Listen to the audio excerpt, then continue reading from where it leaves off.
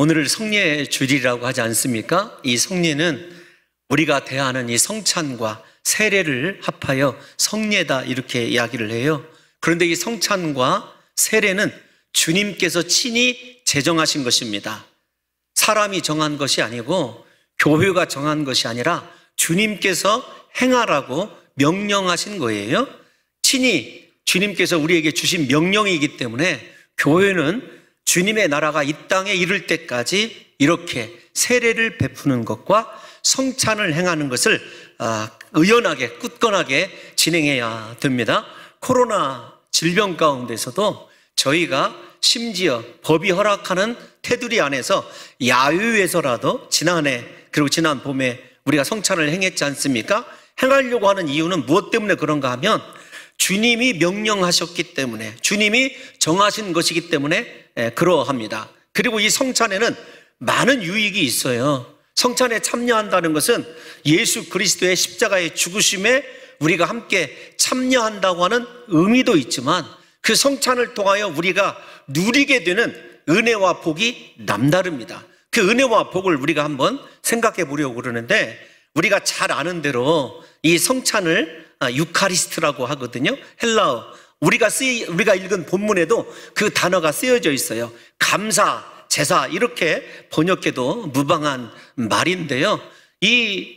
오늘 예수 그리스도께서 잡히시던 날 밤에 제자들에게 성찬을 베푸실 때 떡을 떼어주시면서 감사, 축복하셨어요. 똑같은 말이기도 하지만 그 다음에 잔을 떼어주실 때는 감사기도 하셨어요. 그러니까 떡을 떼실 때 축복하시고 또 잔을 내어주실 때 감사기도 하셨다. 이게 마가가 기록하고 있는 성찬의 모습이거든요. 그런데 우리가 성찬이 주는 가장 큰 은혜가 어떤 것이냐, 저에게 이번 성찬식 때 그 은혜를 하나 예로 들어드리라고 한다면 저는 여러분, 우리가 하나님과의 은밀한 식사에 초대된 사람이라는 거예요. 제한적인 그 사랑 안에 우리가 들어있다는 것입니다. 왜냐하면 이 식사는 우리가 잘 아시다시피 마가의 다락방에서 이루어졌습니다. 마가의 다락방에서 이루어졌는데 문을 닫은 채 예수님과 제자들만이 이 성찬에 참여했다는 것을, 최후 만찬을 가졌다는 것을 생각해 보십시오. 아무나 이 성찬에 들어오는 것이 아니라 주님과의 특별한 사랑, 주님의 특별한 은총이 있는 자들이, 선택이 있는 자들이 이 성찬에 참여하는 것 아니겠습니까? 오늘 이 성찬에 그러므로 참여하신 사랑하는 성도 여러분들과 저에게는 예수님의 특별한 은혜가 있어요. 특별한 기대가 있습니다. 우리 스스로에 대하여 나는 하나님의 특별한 선택을 입은 사람이라고 하는 확신을 가지심으로 말미암아 성찬이 주는 유익 가운데 나는 이렇게 예수님의 제한적인 사랑을 받은 사람이라는 사실을 그렇게 믿고, 그 믿음 때문에 세상에서 어떤 고난과 역경이 있어도 나를 버리시지 아니하시고 나를 기꺼이 최후의 만찬에 불러주신 예수님의 그 은혜로 내가 세상을 이길 수 있다라고 하는 믿음이 이 성찬을 통해서 우리 성도들에게 생겨나시기를 예수님의 이름으로 축원합니다. 그래서 이 성찬을 부를 때 뭐라고 부르냐면 비밀의 식사 혹은 은밀의 식사 이렇게 부릅니다. 베일에 가려져 있는 식사다 이렇게 이야기를 하죠. 그 은밀한 비밀의 식사를 통해서 예수님께서 제자들에게 보여주기를 원하는 것은요, 하나님의 신비한 사랑이에요. 우리가 잘 아시다시피 제자들은요, 이 성찬이 끝나고 예수님이 십자가에 못 박히실 때 다 예수님을 버리고 도망할 사람들입니다. 그런데 예수님께서 그들에게 성찬을 베푸시고, 두 번째로 십자가의 의미가 어떤 것인지를 먼저 제자들에게 십자가의 도를 이 최후의 만찬석상에서 가르쳐 주셨어요. 허물이 많고 분명히 예수 그리스도를 버릴 줄 알매도 은밀한 식사에 초대하시고 하나님의 신비한 사랑이 어떤 것인지, 어떻게 인류를 구원하실지에 대해서 제자들에게 미리 가르쳐 주신 거죠. 저는 오늘 성찬을 참여하는 우리 사랑하는 성도 여러분들에게 하나님과 나만이 아는, 하나님께서 친히 저와 여러분들에게만 가르쳐 주시는 십자가의 도, 신비한 은혜가 있었으면 좋겠어요. 그래서 내가 비록 허물이 많고 연약한 자이지만 하나님께서 나에게만 속삭여 주시고 나에게만 가르쳐 주시는 하나님의 그 은밀한 사랑의 대상이 나임을 깨달아서 이 신비한 사랑, 은밀한 사랑을 통해서 우리 사랑하는 성도 여러분들과 제가 혹시 넘어질 수도 있습니다. 내가 부족하여서 쓰러질 수도 있습니다. 그러나 하나님께서 반드시 우리를 통하여 십자가의 도를 이루실 것이라고 하는 기대와 믿음을 가지시고 다시 믿음의 힘을 내시기를 예수님의 이름으로 축원합니다. 어떻게 해요? 제자들이 배신할 줄 알면서도 예수님께서 성찬에 참여하시고 그들에게 십자가의 도를 주신 것을 기억하시며 예수님께서 우리의 외적인 조건이나 지금의 믿음의 상태를 보고 부르신 것이 아니라 그분의 은밀하고 신비한 사랑 때문에 우리를 부르셨고 나에게만 가르쳐 주시는 인생의 십자가도가 있다는 사실을 깨달으셔서 이 성찬이 끝나시고 난 이후에 우리 성도들에게 예수 그리스도께서 비밀의 식탁을 통해서 제자들에게 가르쳐 주신 그 십자가 은혜, 그 십자가 사랑이 분명히 우리 성도들의 것이 되기를 예수님의 이름으로 축원합니다. 앞에서 이렇게 말씀드렸어요. 본문 22절을 띄워놔 주시면 예수님께서 떡을 떼시고 축복하셨습니다. 우리가 잘 아는 대로 십자가의 고난을 해설해 주고 계시는 장면 아닙니까? 잠시 후면 십자가에서 못 박혀 죽으셔야 되는데도 주님은 제자들을 축복하셨어요. 그 축복이 왜 우리에게 영향을 미치느냐 하면 여러분, 주님께서 십자가를 통해서 축복하신 이유는 딱 한 가지입니다. 떡이 우리가 잘 아는 대로 주님의 살을 상징하는 것 아니겠습니까? 그 주님의 살을 먹는 자들에게 이제부터 멸망이 아니라, 죄의 저주로 인한 멸망이 아니라 영생이 주어졌기 때문에 그렇다라는 것을 우리 성도들이 믿으셔야 됩니다. 여러분, 우리 다 같이 요한복음 6장 51절 한번 읽어볼까요? 요한복음 6장 51절 시작.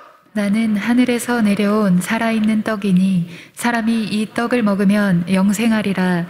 내가 줄 떡은 곧 세상의 생명을 위한 내 살이니라 하시니라. 아멘.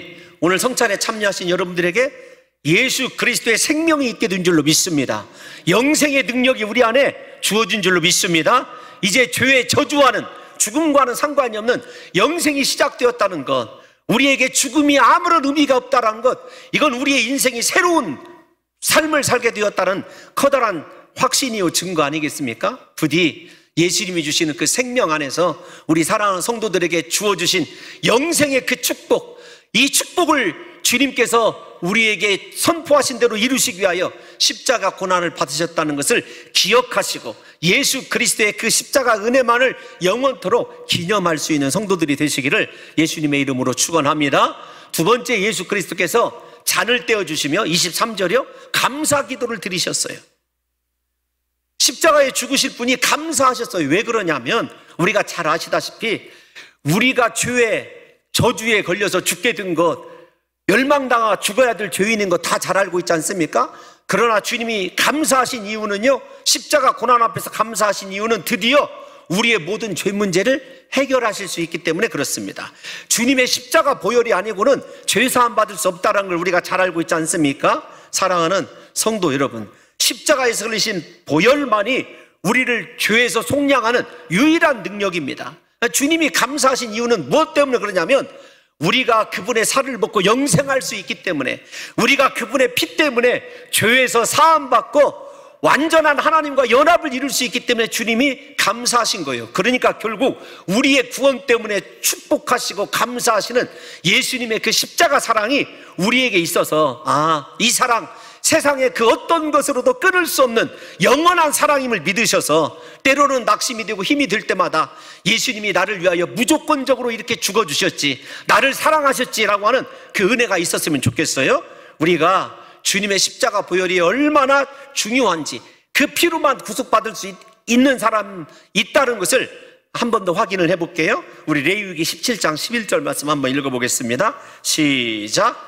육체의 생명은 피에 있음이라. 내가 이 피를 너희에게 주어 제단에 뿌려 너희의 생명을 위하여 속죄하게 하였나니 생명이 피에 있으므로 피가 죄를 속하느니라. 아멘. 그러므로 예수님께서 십자가에 죽으실 때 우리의 모든 죄도 십자가에서 죽게 된 것입니다. 예수님이 십자가 보혈로 우리의 죄를 속량하셨으므로 우리의 모든 죄가 다 사함받게 된 거죠. 내 죄가 주홍 같을지라도 먹보다도 더 검을지라도 양털보다 희어지게 되고 흰눈보다 희어지게 된 줄로 믿습니다.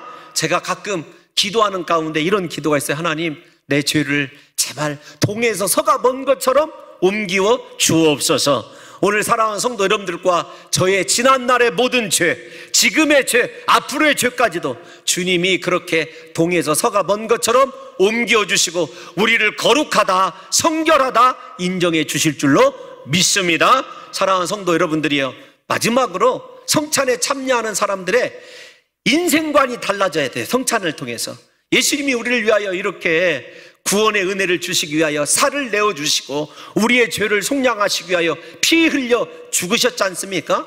그런데도 주님이 거듭 강조하지만 축복하시고 감사하실 수 있었던 것은요, 하나님 나라를 바라보기 때문에 그런 것 아니겠습니까? 본문 25절을 한번 읽어볼게요. 본문 25절 시작. 진실로 너희에게 이르노니 내가 포도나무에서 난 것을 하나님 나라에서 새 것으로 마시는 날까지 다시 마시지 아니하리라 하시니라. 아멘. 여러분, 이 성찬식은 장차 성취될 하나님 나라의 그림자예요. 예수 그리스도와 우리가 함께 죽은 것뿐만 아니라 함께 부활하고 영생이 시작되었기 때문에 우리가 예수님과 함께 십자가에 못 박혀 죽은 사람은요, 하나님 나라를 바라보고 살아요. 이 땅의 것에 집착하지 않고 이 땅의 것을 초월한 하나님 나라, 그리고 그 하나님 나라를 이루며 살아가야 되기 때문에 예수님과 함께 십자가에서 죽은 사람은요, 분명히 예수님만을 위하여 살아가게 되어 있어요. 왜냐하면 예수님이 하나님 나라이기 때문에 그런 것 아니겠습니까? 우리 유명한 사도 바울의 갈라디아서 2장 20절 고백 마지막으로 한 번만 읽어보겠습니다. 시작. 내가 그리스도와 함께 십자가에 못 박혔나니 그런즉 이제는 내가 사는 것이 아니요 오직 내 안에 그리스도께서 사시는 것이라. 이제 내가 육체 가운데 사는 것은 나를 사랑하사 나를 위하여 자기 자신을 버리신 하나님의 아들을 믿는 믿음 안에서 사는 것이라. 아멘. 아멘. 이제 우리가 사는 것 아닙니다. 내 안에 그리스도께서 사신 것입니다. 그리스도의 그 사랑, 그 은혜가 확실히 내 것이 되었다고 한다면 우리가 하나님 나라의 시각으로 예수님만을 위하여 살아가야 되는 것 아니겠습니까?